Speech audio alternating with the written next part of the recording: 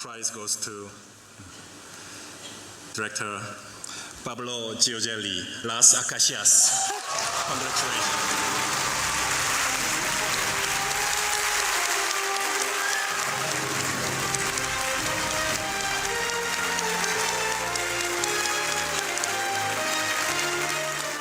Quiero agradecer al jurado, al presidente y a todos los miembros del jurado de la Cámara de Oro. Muchas gracias.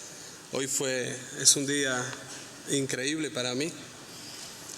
Quiero agradecer y compartir el premio con mis productores, del cual acá está solo Ariel, que en realidad es director y fue devenido productor en función de nuestra amistad. Lo tuve que convencer. Y por último,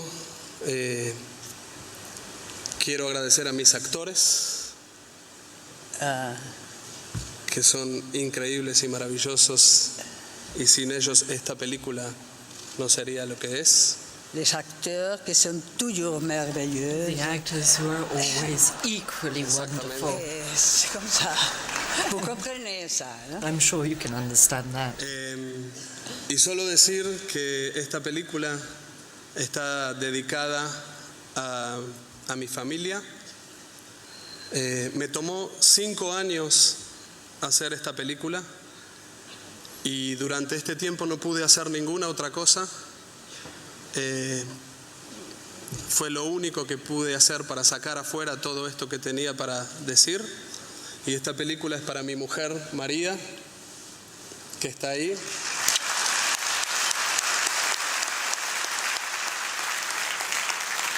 Para mi padre, para mi madre y mi hermana y mi sobrino Manuel.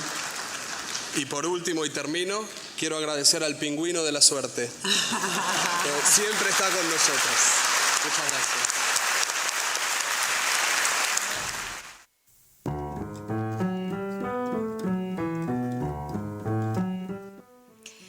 Bueno, como en la radio no se pueden poner alfombras rojas, o sí, pero no se ven, quisimos revivir esta enorme secuencia de lo que fue para el invitado de hoy, Pablo Giorgelli, haber ganado este premio tan pero tan importante, no solo para él, sino para nosotros como argentinos, tan bien representados por él. Buenas noches, Pablo, ¿cómo estás? Bueno, buenas noches. ¿Qué tal? Qué recibimiento. Ni me acordaba lo que había dicho. Creo que no lo volví a escuchar nunca casi, te diría. Bueno, así que lo escuché como si fuera por primera vez. ¿Y cómo te sentiste? Bueno, emocionado. No tanto por el premio en sí, que lo tengo ahí ubicado en su justo lugar. Es un recuerdo hermoso y fue muy bueno para la película. Pero me quise olvidar un poco de ese premio, no quedarme ahí aferrado a eso. Pero sí me gustó escuchar como la parte más humana de lo que significó el premio para mí, y eso no me lo acordaba. Y recién pensé, dije, che, no nombré a mis hijas, pero claro, no habían nacido todavía. No. Entonces, y pasó hace tanto que también me parecía que era otro el que estaba hablando, que no soy yo. Pero fue lindo volver a escucharlo en este contexto y escuchar esa parte que elegiste, en la que hablo en español. Eso fue en Francia, en el Festival de Cannes, donde uno, viste, era mi primer festival, mi primer película, y ganamos un premio de los el más grande que había para nuestra categoría. Claro. Entonces fue todo tan deforme en algún punto que medio que en el momento no me di ni cuenta lo que significaba ese premio. Y luego de ese premio la película prácticamente dio la vuelta al mundo, se estrenó en miles de países, en todos los continentes literalmente. Y bueno, y eso, digamos, de algún modo me puso en un lugar Te abrió puertas, digamos. diferente, un poco. Eso después no sucede tanto. Siempre hay que volver a empezar. Ok, Con cada proyecto volvés a cero, ajá, ¿no? O sea, hay un interés, te esperan, aparecen algunas fuentes que te permiten financiar, pero no es que, ujú, o por lo menos a mí no me pasó de ese modo, y además porque con la segunda película medio que no hice el camino que el mercado espera. Me tomé 1000 años para pensar la segunda, desaparecí un poco, me quise olvidar del premio. bien. Había como una expectativa, a ver cuál es la próxima que haces. Claro. Y eso me claro. jugó en contra. Ahí te empiezan a mirar con otros ojos. Sí, dije, ¿sabes? No voy a hacer nada hasta que no sepa que tengo ganas. No voy a Exacto. hacer lo que esperan, porque lo que esperan es que hagas la misma película otra vez. Exactamente. Y no quería. Entonces, tardé como 6, 7 años en hacer la segunda. En el medio tuve 2 hijas. Bueno, entonces creo que fue lindo ese año de ese premio. Aproveché a viajar, fui a todos lados, disfruté ese circo, ese glamour que hay por ahí. Claro. Pero todo el tiempo tuve muy claro que eso no significaba más que lo que era. Exactamente. Que uno no es un genio cuando gana eso y no es un desastre cuando Cuando lo no te O cuando- invitan claro, directamente, tal cuando cual. la película Sí, sí. tiene muy pocos espectadores y no vas a ningún lado tampoco. Tal cual. ¿No? Como que a mí me gusta pensar mis películas, bueno, como parte de una obra que voy haciendo al tiempo que puedo, que me sale, Claro. y tratando de hacer las películas que tengo ganas y Claro. me interesan y no las que el mercado de algún modo Según las te pide. expectativas externas Sí. a vos. Entonces medio que me fui convirtiendo en un experto un experto es mucho tal vez, pero me fui convirtiendo en alguien que supo dilapidar muy bien una oportunidad. Todo conspiró para que, viste, los milagros sucedan.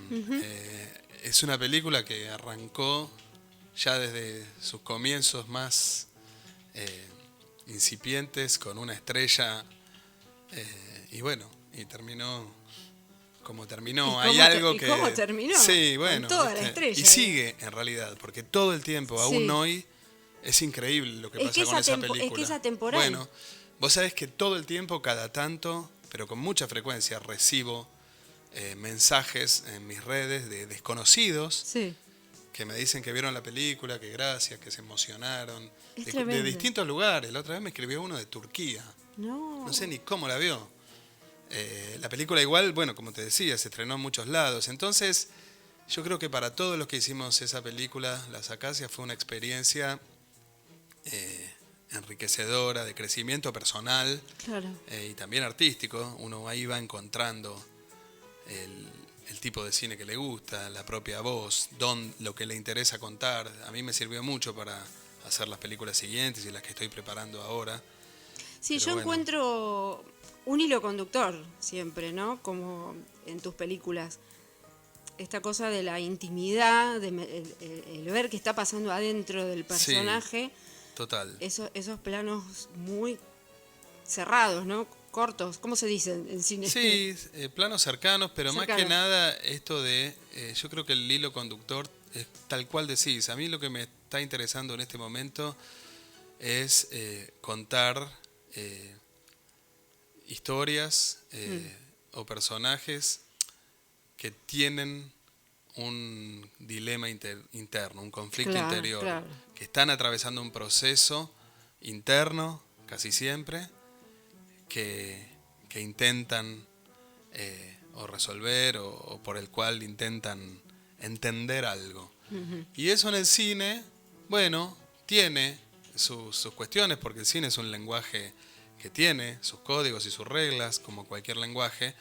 Entonces eso, bueno, en mi caso da como resultado películas que tienen una temporalidad determinada, que no llevan música hasta ahora, Y eso creo que en las 3 películas que hice hasta el momento como director es un factor común, ¿no? Las 3 películas cuentan de algún modo un proceso interno, por un lado. Y Sí. por otro andarivel hay una trama Claro, seguro. que ocurre, pero el foco está puesto en otro lado. El foco está Exacto. puesto en ese Sí, conflicto sí, sí, más sí. íntimo. Sí, sí, sí. Y eso se ve, es muy notable. Y con respecto a la ausencia de música, mirá cómo te lo pregunto. Me La lo preguntás muy ausencia de- bien, porque está bien dicho de ese Claro. modo. La ausencia de música, ¿es algo que lo tuviste claro desde el principio o te lo sugirió después Mira, el montaje? lo intuí desde un comienzo muy temprano, cuando estaba escribiendo. Porque nada, como espectador veía que muchas de las películas utilizan la música de un modo ilustrativo o como acentos, Exacto. como subrayados Exacto. que te llevan a entender Y lo exacerbar. que ocurre Claro. hacia un lado o hacia el otro, Claro. ¿no? Como, bueno, acá Sí, te tocan un hay que poquito la estar triste, fibra. acá hay que Exacto. enamorarse, acá, Acá tensión. Sí. ¿no? Y eso no me interesaba nada, no me gusta, hoy día lo detesto. Y son pocas las películas, pero me encanta la música y siempre estoy diciendo, a ver si la próxima Por le eso- puedo poner sí, música. Sí, por eso te lo pregunto. Como que porque en lo todos sé. los tiros, en todas las oportunidades trato, bueno, esta le voy a poner música. Y al final No. nunca encuentro el lugar que la música se merece. Claro. Eso es lo que pasa, porque ponerla en función de otra cosa no tiene sentido, como de Ok. modo ilustrativo. Sin embargo, en los procesos de escritura de mis guiones, que en general son largos, yo me tomo mucho tiempo para escribir. En el caso de Las Acacias fueron 2 años, en el caso de Invisible fueron 2 o 3. En el caso de La Encomienda, que fue la más corta, fue casi 1 año y pico escribiendo. En la que estoy escribiendo ahora, que se llama Trasfondo, y que cuenta la expedición de un submarino argentino en la Guerra de Malvinas, ya estoy hace 4 o 5 años. Qué temita. Y Pablo. ninguna veo música. bien. Música dentro de la película, Sí, sí, ¿no? sí, Pero sí hay música. Sí. La música que sucede en los espacios Claro. de las escenas, Exacto. ¿no? O sea, si el personaje está escuchando música o la Una radio en un radio, auto, una la música televisión, está. Entonces la película está. tiene música, no diría que no tiene. Lo que no tiene es una música incidental. Exacto. Pero cuando escribo, retomando eso, muchas veces, en muchos momentos, etapas de la escritura, escribo con música. Claro. Como Me pongo auriculares y cuando- escribo con música. en el inicio del programa le dimos ingreso Exacto. con Barbosa, que Bueno. fue tu inspiración. Ese tema de Barbosa especialmente, pero gran parte de su discografía, fue lo que escuché casi exclusivamente durante el proceso de escritura de Las Acacias. Claro. Escuché mucho Barbosa, escuché a Rudy, a Nini Flores, a Cocomarola un poco, pero más Mirá a vos. estos chachamameceros, ¿no? Agri, como eso, y increíblemente muchas veces me pongo los auriculares, pongo música y escribo mientras escucho. Eso me ayuda a conectar con lo que cuento, a inspirar, pero cuando desarrollo las escenas no las veo con música para nada. Mirá vos. Y entonces siento que el día que le ponga música a una película va a ser cuando encuentre que la música tiene ese lugar que no puede ser cubierto por otra cosa, ¿no? Que tiene Sí, como se entiende. el centro tiene que estar puesto ahí. Tal vez tenga que hacer un musical algún día.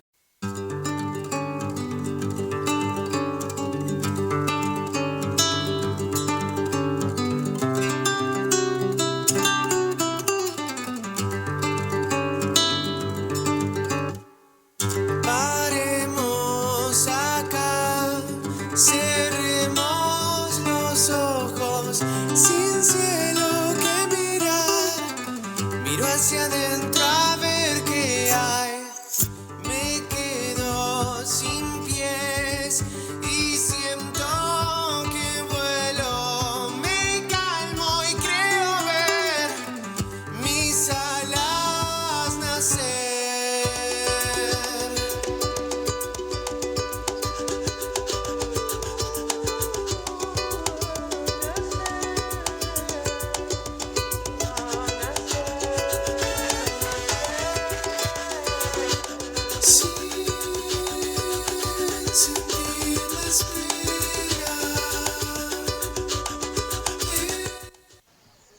Bueno, hago esta aparición para mandarle un fuerte abrazo al amigo Pablo Giorgio, que tuve la suerte de cruzármelo en la vida y compartir mucha música, mucho cine y mucha filosofía. Un abrazo enorme a Nuevos Aires, a Edith, espero que siga todo súper, que sea un súper año. Y bueno, acá Diego Marchionetti despidiéndose, un abrazo enorme.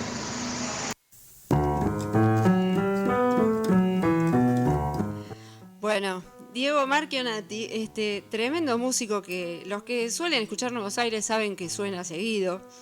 Es alguien a quien yo admiro mucho y además ahora Pablo nos va a contar por qué lo conoce y en qué lo conoce.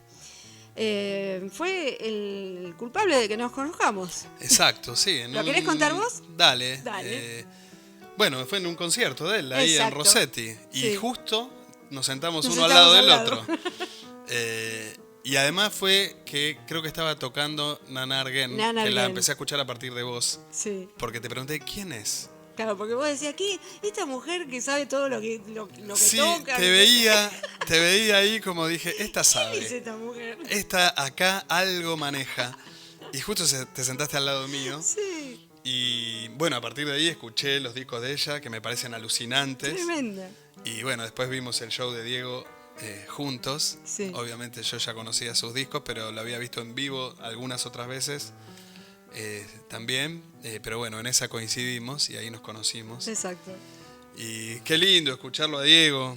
Es Para un mí divino. él es como, no sé si él lo sabe, pero para mí él es como uno de los guías que tengo en este momento ¿En qué sentido? de mi vida, de las cosas que me están interesando. Ajá. La pandemia me resucitó algo que A se me ver. había dormido a los 14 años, Ajá. para decirlo, ¿no? O sea, Imagi- 30 años imagino dormido. lo que es. Y sí, es la guitarra y la música. Claro.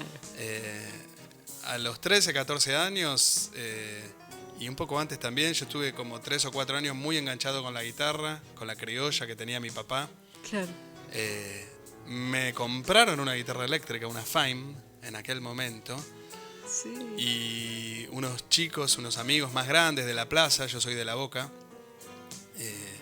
fueron los que me enseñaron a tocar de oído. No sé leer música, no sabía nada, pero aprendí un montón de cosas, básicamente todas cosas de rock, desde Caleras al Cielo a lo que se tocaba en ese momento. Claro.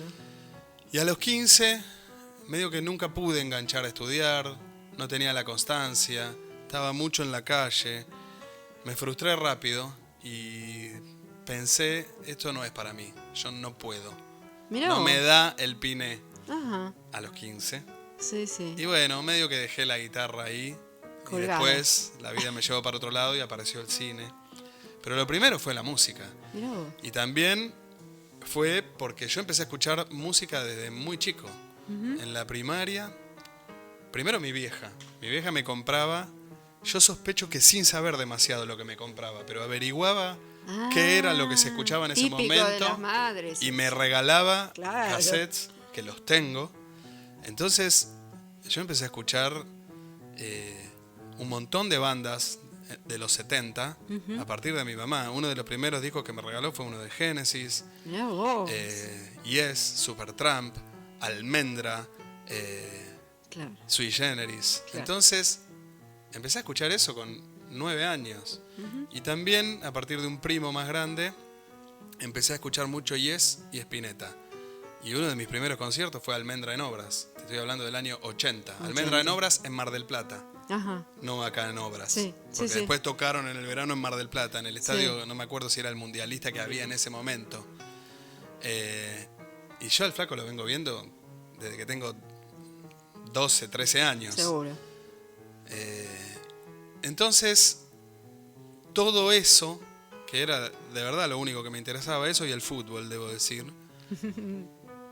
Cuando quise ponerme a tocar y vi que había que estudiar, aprender, tener capacidad, yo tocaba algunas cosas relativamente complejas Sí, en sí. ese momento, pero no sabía lo que estaba tocando, medio de memoria. Ajá. La cuestión es que eso después, bueno, no tuve un guía en ese momento que me indique por dónde seguir. No tuve yo Claro. el tesón y medio que se me durmió, pero siempre estuvo ahí. Y durante estos 30 años, casi todos los años, me decía a mí mismo, el año que viene me compro una guitarra y me pongo a estudiar. El año que viene me compro una guitarra y así. ¿Y fue la pandemia? Y fue la lo que- pandemia, donde- sí. ¿Cuando como- empezaste? Sí. Viste, tuvo que venir una pandemia. No, pero increíble, ¿no? Porque siempre se cuentan historias muy negativas, ¿no? De las experiencias de la pandemia. Pero yo siempre insisto que hay otras tantas que son muy positivas. Yo, Y bueno, o sea, para mí en vos pasó esto. fueron años muy buenos en un sentido y en otros no. Sí, sí, Pero durante seguro, la pandemia claro. filmé La Encomienda Claro. en el 2020 y me puse a estudiar guitarra. Claro, claro. Y ahí apareció Diego a Y través Diego, de un amigo, de claro. Ronen, un amigo músico también que tiene unos discos hermosos y te los recomiendo, y que también trabaja con Diego Marchionati produciendo sus discos nuevos. Sí. Ronen me lo recomienda a él, hablo y al toque digo y cuando escucho sus discos me caigo de espaldas. ¿Y cómo toca? po? Digo, ¿y dónde estaba? Eso. Como me quedé pasmado, la verdad, eso se lo digo siempre a él. Y además de tocar como los dioses, lo que compone, lo que canta, me gusta realmente mucho lo que hace. Sí. Y bueno, para mí empezar a tomar clases con él era como... Yo al principio le decía, mirá, si ves que no da, decímelo, como Si ¿viste? querés Está alguien echarme. muy arriba. Digo, que él me esté dando clases a mí me parecía como algo de verdad increíble. Pero bueno, de a poco fuimos congeniando, enganchando. Y rápidamente lo que me pasó es que todo aquello que había quedado dormido 30 años antes me volvió con una fuerza Brotó. inusitada. Claro. Y sí. Y estoy como encendido. O sea, ¿tengo ganas de hacer películas? Sí, tengo ganas de hacer otra, pero no cualquiera. Ajá. Y ahora lo que más ganas tengo de hacer es tocar la guitarra.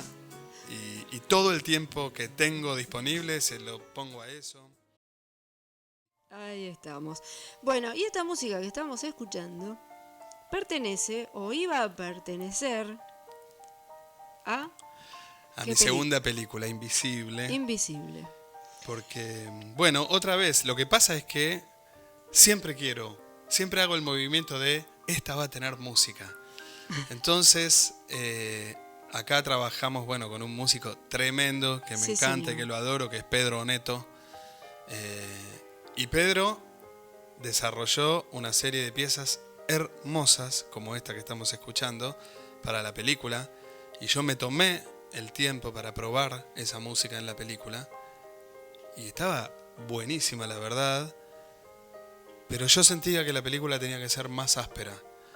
Que la película no podía Sí. regalarte una, que no podía haber ninguna concesión de ningún tipo. Y lo Por es. lo que cuenta la película. Sí. Eso me parecía como mucho más importante, respetar eso. Y esto era como algo que no le pertenecía de algún modo a la película, sino que tuvo que ver más con mi deseo de que la película tenga un alma musical.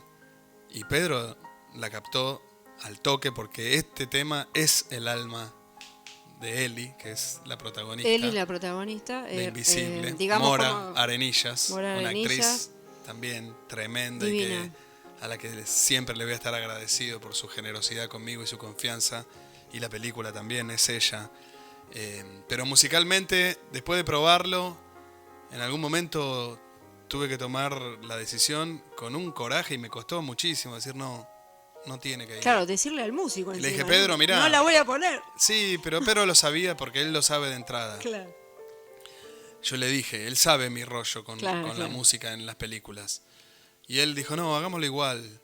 Está Y, bien. y la música que sí aparece en una radio, en Invisible, cuando ellos van en el auto, es un tema original de él, en inglés. Y ajá. hasta lo canta él. Y es un temazo de un espíritu pop que no tiene nada que ver No, con esto. no, claro. Pero que podría ser un hit. Ese tema es de Pedro, eso está en la película. Qué Pero a bueno. través de una radio. Bueno, contémosle un poquito a la audiencia, capaz que yo sé que muchos han visto esa película. Actualmente está en Netflix. Está en Netflix la sí. película, sí. Argumentalmente, bueno, podemos decir que es un trance muy duro que le sucede a una adolescente de 17 años que queda embarazada y tiene que tomar una decisión muy, muy difícil. Y fue estrenada en una época donde todavía el aborto no era legal. Exacto, eso me parece increíble que hoy día en nuestro país el aborto esté finalmente legalizado. La película habla de eso y la película Claro, claro. tiene una posición política muy contundente Totalmente. respecto de eso. Sí. Después el derrotero del personaje tiene que ver con la realidad del personaje Claro. y es otra cosa. Y yo empecé a escribir esa película con María Laura Gargarella, con quien la escribimos juntos. Empezamos allá por el 2012 o 2013. La película se estrena en el 2018, acá. Justo se estrenó un 8 de marzo, de casualidad, ¿Fue con casualidad? la plaza llena de pañuelos verdes, Oh, algo que no tuvo nada que ver con nosotros. mirá vos. Se había estrenado previamente en el Festival de Venecia, donde fuimos ahí invitados en competencia, pero en las salas de Argentina se estrenó en el 2018. Claro. Y bueno, lo que vos describís de la película es exactamente eso, es ese proceso interno. Pero la película, vos sabés que el germen de la película para mí tuvo que ver más con la adolescencia y sobre todo con el desamparo. La película se me arma a través de la necesidad o el deseo de contar ese desamparo que muchas veces en la adolescencia es tan frecuente. Uno cuando Claro que es sí. adolescente está tratando de ver quién es. Y Claro. eso es lo primero que me interesa. El tema del embarazo inesperado que el Claro. personaje sufre es algo que aparece después. Yo no pensé la película de voy a hacer una película sobre el aborto No, o no, sobre no, el aborto Es- ilegal. es cla- No, eso la es película clarísimo. no es sobre eso. No, no. La película es sobre el desamparo en la adolescencia. Exacto. Y lo otro, por supuesto, que es un elemento muy importante de la película, pero es algo que aparece después. A mí lo que me interesaba contar tenía que ver más con el desamparo. Claro. Y eso es un poco, creo, Claro, lo claro. que la película cuenta de una manera directa, como sin ni una vuelta ni una concesión. Sí, es tajante. Sí. Por eso finalmente este hermosísimo tema de Pedro Quedó en los créditos. quedó en los créditos porque me parecía Pero vos tan sabés que- hermoso que tiene que estar. Pero es hermoso porque te dan ganas hasta de leer los créditos. ¿Viste que uno no lee Buenísimo, los bueno. créditos?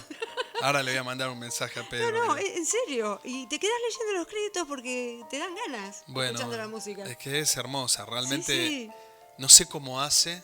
Bueno, él es realmente otro grosso de la música. Y él suele hacer música Hace para música películas. para películas mucho, pero después le toca y compone Claro, claro. para muchos músicos, Claro. tiene sus cosas, toca para músicos, no sé, para Kevin Johansen, toca Claro. con mucha gente. Claro. Es una bestia. Y la pandemia trajo otras cosas. Trajo una película que tuviste que ir a filmar a... República República Dominicana, Dominicana. 2020, 2 meses en República Dominicana cuando no había ni vacunas. ¿Qué? Por favor, contá esa historia porque es imperdible. Y bueno, yo venía trabajando en trasfondo en la película esta del submarino, que en realidad Sí. está basada en una novela de Patricia Rato Sí. y en la que estoy trabajando nuevamente ahora, a ver si la puedo filmar el próximo año. Venía trabajando de trasfondo y en un momento, Ettore D'Alessandro, el actor principal de la película y también productor dominicano, me convoca. Había visto Invisible. Me dijo Pero que él, le él había... es de origen italiano, ¿no? Él es de origen italiano, Ah. pero vive en Dominicana. Vive allá, claro. Hace mucho, pero es italiano. Sí. Había visto Invisible, me dijo que le había encantado y si me interesaba hacer una película con una premisa que me cuenta muy brevemente. Ajá. Y me dice, 2 náufragos en el agua, toda la película. Buenísimo. Yo dije, espectacular, buenísimo. Era para vos. ¿Cómo no se me ocurrió eso? Y ahí empezamos a trabajar en pero un vos guión. dijiste, pero esto es cine catástrofe. Es que, ¿sabés lo que me pasa? Es muy loco. Inmediatamente no la pensé para ese lado. Claro, no, Justamente por eso. es una película donde tiene los elementos que tienen las películas de náufragos, Claro. pero en clave Total. íntima. Otra vez Otra aparece vez. el proceso interno de estos pibes, de estos ¿Qué les personajes, pasa? de por qué están ahí, Claro. quiénes son, ¿no? ¿Qué es lo que los llevó a esa circunstancia? Y ahí un poco se me empieza a armar la película en esta clave más íntima.